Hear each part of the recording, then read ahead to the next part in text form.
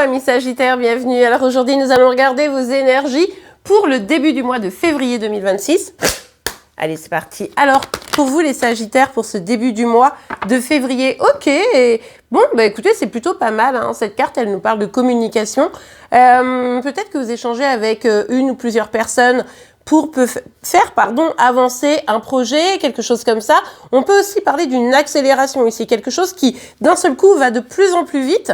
Donc ça, c'est plutôt sympa. En plus, les bâtons, on aime bien parce que ça peut nous parler quelque chose qui nous anime vraiment. Sauf que on a le 5 de denier. Ça veut dire que la communication, elle n'arrive pas. Elle n'arrive pas à bon terme. Vous avez l'impression de faire les efforts, vous avez l'impression d'aller vers. Et pour autant, si par exemple, vous voulez vendre des choses, vous avez du mal à trouver votre public. Si vous voulez communiquer avec quelqu'un de votre famille, en fait, ça marche pas trop bien. Bref, au final, vous vous sentez peut-être un petit peu seul, un petit peu lésé par rapport à cette situation. Et ça devient de plus en plus compliqué pour vous. De même, si on parlait plutôt de vouloir accélérer un projet, on voit que ça a un peu de mal à prendre, quoi. En fait, cette carte, elle vient contrebalancer assez nettement notre 8 de bâton qui se voit un peu contrarié dans son ambition, quoi. Ouais.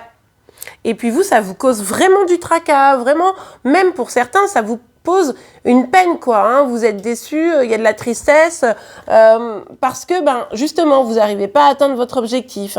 Et le fait de vous sentir peut-être un petit peu esseulé par rapport à ça, forcément, ça vient amplifier ce phénomène où vous avez un petit peu mal au cœur, vous êtes déçus. Bref, vous avez compris. On parle de travail ici, principalement. Après, évidemment, on est sur une guidance générale, donc vous prenez que ce qui vous parle, vous l'adaptez à votre situation.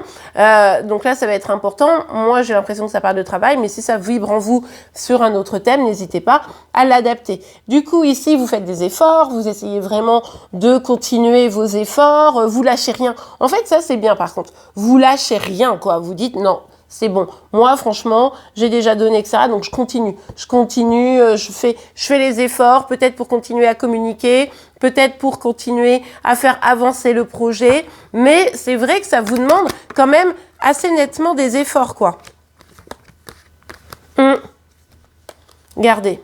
Là, vous êtes vraiment en mode, non mais moi, j'ai envie de stabiliser les choses, j'ai peut-être envie aussi de faire un nouveau projet. Je sens bien que ce que je suis en train de mettre en place, c'est pour mon bonheur, ça va vraiment m'aider. Alors ça peut être le travail, on l'a vu, se lancer dans un... Par exemple, c'est vraiment, je me lance dans un nouveau business, je me sens un petit peu seule, ça atteint pas tout à fait les objectifs, mais je m'accroche. Ou je veux une promotion, bon, on ne me suit pas trop sur le moment, mais je m'accroche. Vous voyez, ça peut être quelque chose comme ça au niveau professionnel. Financier, c'est pareil, on peut faire des investissements et là, on a des déceptions, donc mais on s'accroche, toujours. Donc ça, c'est plutôt pas mal. Ça pourrait être aussi au niveau de la famille, on essaie de communiquer avec de la famille, etc.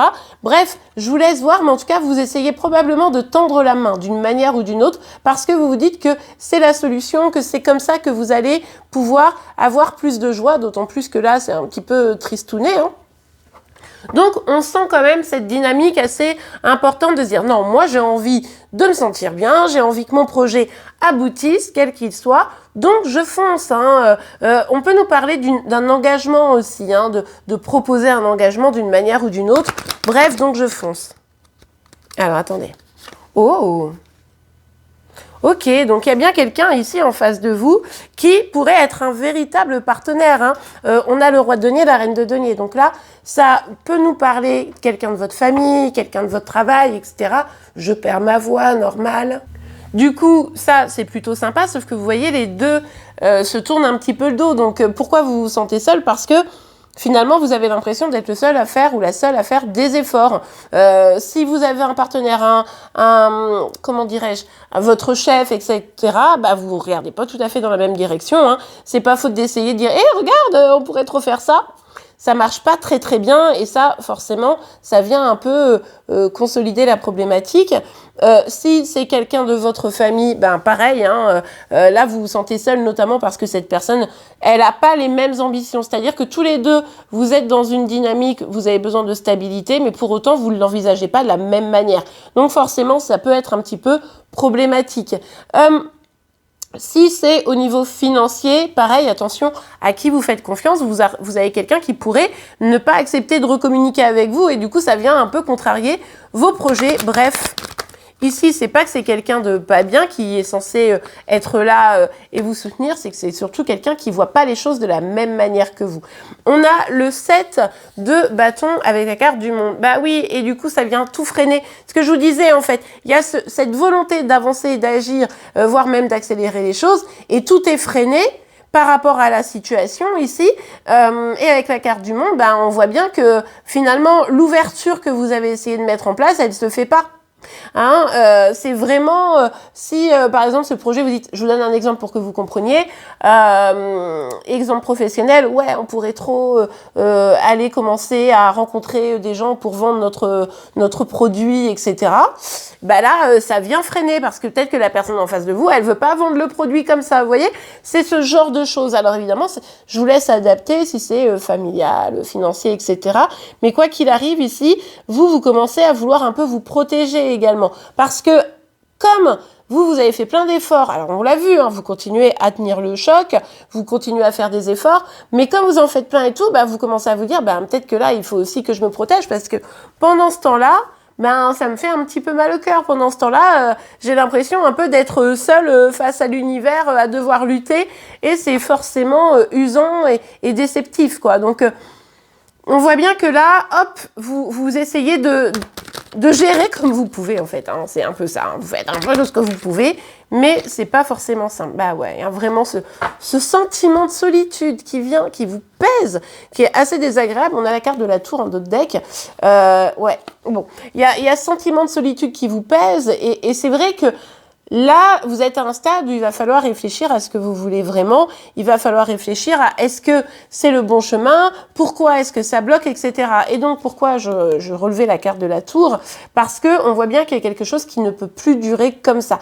Vous allez non seulement devoir prendre des décisions, mais il y a peut-être quelque chose qu'il va falloir vraiment lâcher, détruire. Parce que au final, si vous êtes arrivé à ce stade-là, c'est parce que il y a un frein, un blocage, on l'a compris, qui nécessite d'être levé.